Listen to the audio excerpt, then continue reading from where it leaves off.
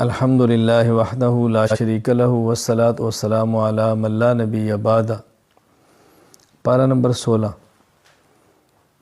پھر یہ آگے گئے تو حضرت موسیٰ علیہ السلام خضر دونوں جا رہے تھے، ایک بستی تھی، ان سے کھانا مانگا، جیسے مسافر ہوتے ہیں ضرورت کے لیے انہیں انکار کر دیا، تو وہاں ایک دیوار تھی، گرنے لگی تو حضرت خضر علیہ السلام نے اپنے ہاتھ سے دیوار کو سیدھا کر دیا۔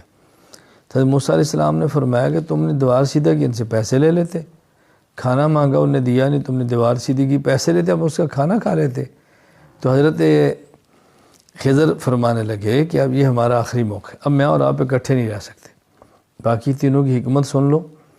نمبر 1، کشتی کو توڑا تھا، جو کشتی والا میں چھوڑنے کے لیے اس کنارے پر بادشاہ کی عادت ہے کہ سالم کشتی چھین لیتا تھا، تو میں نے تختہ توڑ دیا تاکہ اس کے اندر عیب آ جائے اور بادشاہ نہ لے سکے، میں نے کشتی بچائی ہے ان کی۔ دوسرا، جو بچے کو قتل کیا، یہ بچہ اللہ تعالیٰ کی حکمت ایسی، اگر زندہ رہتا تو نافرمان ہوتا، تو اس کے بدلے میں اللہ تعالیٰ چاہتے ہیں ان کو اچھا بچہ دے دے جو نیک ہو، تو اس لیے نیک بچہ ان کو مل جائے گا۔ باقی یہ جو دیوار ہم نے سیدھی کی ہے، یہاں یتیم بچے ہیں، یہ دیوار کے نیچے ان کے والدین نے ایک سونا دفن کیا تھا، خزانہ، بڑے ہوں گے تو نکال لیں گے، تو اگر یہ دیوار گر جاتی، خزانہ نکلتا تو لوگ کھا جاتے، تو بچے کے بڑے ہونے کا انتظار کون کرتا؟ تو یہ حکمت تھی، یہ میں نے اپنی طرف سے نہیں کیا، سب اللہ تعالیٰ کی طرف سے تھا، تو وہ اللہ کی طرف سے ان چیزوں پر معمور تھے، اس لیے کوئی اشکال ہی نہیں ہے۔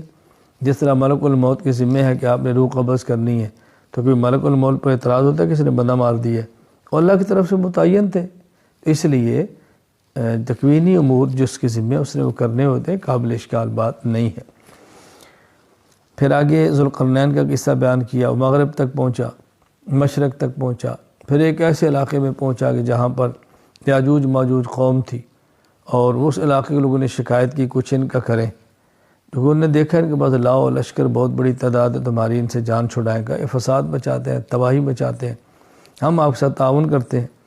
حضرت ذوالقرنین نے فرمایا کہ مجھے تعاون کی ضرورت نہیں ہے، اللہ نے بہت کچھ دیا ہے، بس تم میرے ساتھ کام کرو۔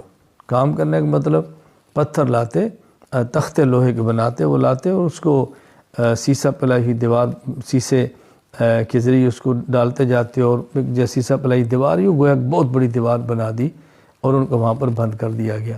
یہ اللہ تعالیٰ نے کی طاقت اور قدرت عطا فرمائی تھی جس سے ذوالقرنین نے یہ کام کیا۔ مطلب یہ تھا کہ مشرق اور مغرب کا یہ بندہ حکمران تھا، جہاں سے سورج نکلتا ہے جہاں سے سورج ڈوبتا ہے، اللہ نے اس کو حکومت عطا فرمائی تھی۔ ذوالقرنین کو ذوالقرنین کہنے کی ایک وجہ بھی یہ ہے کہ قرن کہتے ہیں ایک طرف کو، سینگ کو، تو گویا مشرق ایک طرف مغرب ایک طرف، یہ دونوں طرفوں کو حکمران تھے۔ سورہ کہف کے آخر میں اللہ تعالیٰ نے ایک بات سمجھائی ہے کہ اس بات کا بہت خیال کریں، اعمال کریں اور شرائط کا خیال کریں، کہ ایسا نہ ہو کہ نیک عمل کریں اور اس کے اندر کوئی قبولیت کی شرط نہ ہو تو عمل تباہ نہ ہو جائے۔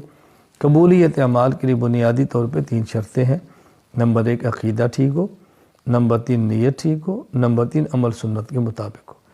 آخر میں فرمایا کہ دیکھو میں بشر ہوں، تم بھی بشر ہو، میرے اوپر وحی آتی ہے، تمہارے اوپر وحی نہیں آتی، اور وحی کیا ہے کہ جو شخص یہ چاہتا ہے اللہ سے ملے، قیامت کے دن کا یقین رکھتا ہے، وہ شرک نہ کرے اور نیک عمل بھی کرے۔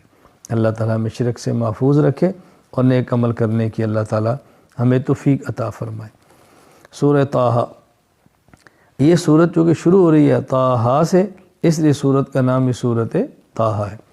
یہ طٰہٰ یہ مقطعات میں سے ہے، مقطعاتن کی جمع ہے، اور یہ قطعن سے جس کا معنی کاٹنا، طا الگ پڑھتے ہیں، ہا الگ پڑھتے ہیں، طٰہٰ، اس لیے حروف مقطعات کہتے ہیں۔ اس کا مطلب اور معنی اللہ کے علاوہ کوئی نہیں جانتا۔ اس صورت میں ایک تو موسیٰ علیہ السلام کا واقعہ بیان فرمایا ہے اور تفصیل سے بیان فرمایا ہے، کس طرح موسیٰ علیہ السلام کی اللہ تعالیٰ نے حفاظت فرمائی ہے، فرعون کے ظلم سے نجات کیسے دی ہے، اور لوگوں کے دل میں آپ کی محبت کیسے ڈالی ہے، موسیٰ علیہ السلام کی تربیت بچپن میں کیسی ہوئی ہے، دودھ اپنی ماں کا کیسے موسیٰ علیہ السلام نے پیا ہے، تو یہ ساری باتیں اللہ تعالیٰ نے بیان فرمائی ہیں۔ فرعون نے آرڈر جاری کیا تھا کہ اس نے خواب دیکھی کہ اس خواب کی تعبیر لوگوں نے بتائی کہ ایک شخص بنی اسرائیل میں ہوگا جو تیری حکومت ختم کر دے گا۔ حل کیا تھا؟ 1 سال بچے جو پیدا ہو زندہ رکھیں، 1 سال پیدا ہو قتل کریں۔ موسیٰ علیہ السلام ایسے سال پیدا ہوئے جو قتل کا سال تھا، تو آپ کی والدہ نے ان کو لکڑی کے ڈبے میں ڈالا اور دریا میں ڈال دیا، اور اپنی بیٹی سے کہا ذرا تو اس کا خیال رکھنا۔ وہ ڈبہ چلتا ہوا دریا کے کنارے پہنچا، یعنی کنارے پر جہاں اس کا فرعون کا غالباً محل تھا، تو ان کی نوکرانیوں نے، خدامہ نے دیکھا تو ڈبہ اٹھا کے لے گئے، گھر جا کے کھولا تو اس کے اندر بکس میں حضرت موسیٰ علیہ السلام، چھوٹا سا بچہ تھا، بس جو دیکھتا ان سے پیار کرتا۔ فرعون کی بیوی آسیہ نے اس کو اپنے پاس رکھا اور کہا ہمارے کام آئے گا، بیٹا بنائیں گے۔ خیر یوں فرعون کے دشمن کو ان کے گھر میں اللہ تعالیٰ نے پرورش عطا فرمائی۔ کسی کا دودھ نہیں پیتے تھے، اب تلاش کیا دودھ کس کا پئیں، کہ بہن نے کہا کہ عورت ہے، میں بتاتی ہوں تم اس کے پاس لے جاؤ۔ کہا جی فلاں عورت ہے۔ اللہ تعالیٰ فرماتا ہے کہ ہم نے واپس موسیٰ کو ان کی والدہ کے پاس لوٹا دیا، تو والدہ ان کا دودھ پلاتی تھی، اور اسی طرح پھر وہ الحمدللہ بچے ہوئے، جوان ہوئے، ان کے گھر میں تربیت ہوئی۔ تو موسیٰ علیہ السلام کا یہ واقعہ اللہ تعالیٰ نے بیان فرمایا ہے۔ پھر موسیٰ علیہ السلام بڑے ہوئے، وہاں سے وہ ایک آدمی تھا، ان کے ہاتھ وہ قتل ہو گیا۔ موسیٰ علیہ السلام کی قوم کا آدمی اسرائیلی، فرعون قوم و قبطی آپس میں لڑ رہے تھے، موسیٰ علیہ السلام نے چھڑانے کی غرض سے مارا، وہ مکہ تھا، لگ گیا، وہ قتل ہو گیا۔ قتل کا ان کا ارادہ تو نہیں تھا۔ اگلے دن دیکھا وہ بندہ پھر لڑ رہا ہے، تو موسیٰ علیہ السلام فرمایا تو کل بھی لڑ رہا تھا، تو وہ بھول پڑا کہ کل تو نے بندہ مارا تھا، آج پھر مارے گا۔ تو جب بات کھلی تو موسیٰ علیہ السلام وہاں سے دوڑے اور مدین پہنچے۔ اب مدین حضرت شعیب علیہ السلام وہاں کے نبی ہیں، ان کا وہ علاقہ تھا، ان کی 2 بیٹیاں ہیں، وہ کنویں پر ہیں، پانی پلانے کھڑی ہیں۔ تو موسیٰ علیہ السلام نے پوچھا کیا ماجرا؟ انہوں نے کہا جی یہ لوگ ہٹیں گے تو ہم پانی پلائیں گے۔ موسیٰ علیہ السلام نے پانی پلایا، ڈول نکالا، ڈول کے ذریعے پانی نکالا، ان کی بکریوں کو پانی پلایا۔ وہ موسیٰ علیہ السلام وہ چلی گئی بیٹھ کے۔ خیر انہیں جا کر والد سے کہا کہ آج ایک آدمی تھا، اس نے ہماری بکریوں کو پانی پلایا، فرمایا ان کو لے کر آؤ۔ موسیٰ علیہ السلام کو گھر لے کر گئی تو موسیٰ علیہ السلام ان کو نے طاقت بھی دیکھی تھی، بڑی قوت ہے، ڈھول نکالتے ہیں، اور امین اتنے تھے کہ ان کی نگاہ ہی نہیں اٹھی ان عورتوں کی طرف۔ تو انہیں والد سے کہا بہت نیک آدمی ہے، تو میں اس کو اپنے پاس رکھ لوں۔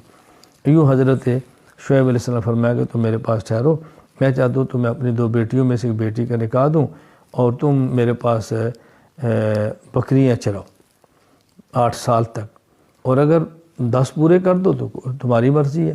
خیر موسیٰ علیہ السلام 10 سال وہاں ٹھہرے، بکریاں چرائیں، پھر نکاح ہوا، اہلیہ کو لے کر واپس آئے۔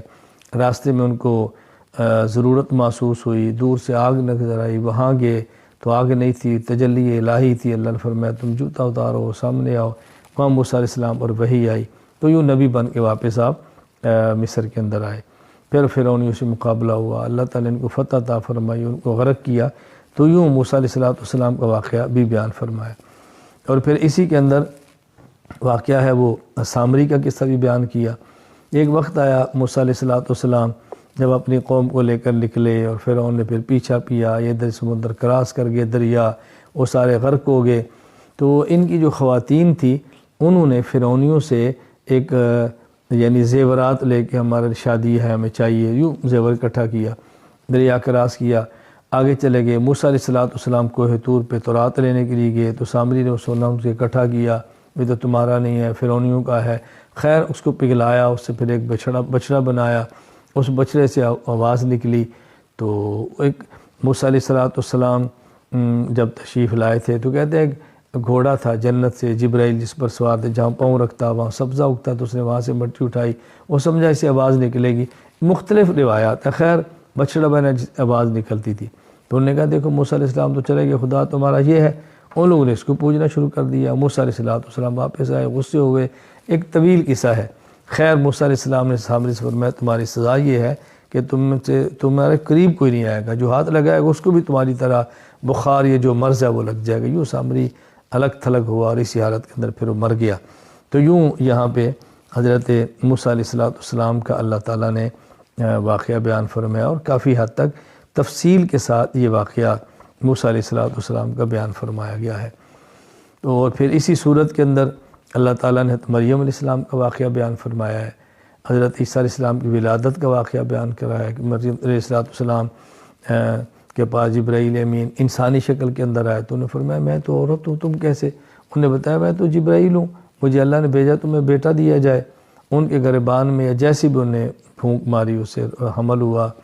تو پھر وہ پریشان ہوگی، میں آپ لوگوں کو کیا جواب دوں گی؟ اللہ تعالیٰ نے فرمایا تم فلاں درخت کے نیچے بیٹھو، اور درخت کو ہلاؤ کھجور ہوگی، ٹھنڈا پانی ہے چشمے کا وہ پیو، یوں ان کے یہاں اللہ تعالیٰ نے بچہ ان کو عطا فرما دیا۔ حضرت مریم کو اللہ نے عیسیٰ علیہ السلام دیا۔ قوم کے پاس گئی تو قوم نے کہا یہ کیا، تو شادی شدہ نہیں، کیسے ہوا؟ اور یہ خاموش ہو گئی، فرمایا یہ بچہ بولے گا۔ وہ خیر بچہ بولا اور اس نے بتایا کہ میں تو اللہ کا نبی ہوں، مجھے اللہ نے کتاب دی ہے۔ تو یوں حضرت مریم علیہ السلام کے اللہ تعالیٰ نے برات کا انتظام بھی فرما دیا، اور ان کی برات بھی ہوگی مریم علیہ السلام کی، یہ واقعہ بیان فرمایا۔ خیر اللہ تعالیٰ نے حضرت مریم کی برات کو یہاں بیان فرمایا۔ اللہ تعالیٰ ہم سب کو انبیاء علیہ السلام کے قصص سے عبرت حاصل کرنے کی توفیق عطا فرمائے، عقائد پر قائم رکھے اور اعمال اچھے کرنے کی توفیق دے، اور شرک سے اللہ تعالیٰ میں محفوظ رکھے۔ وآخر دعوانا ان الحمد للہ رب العالمین۔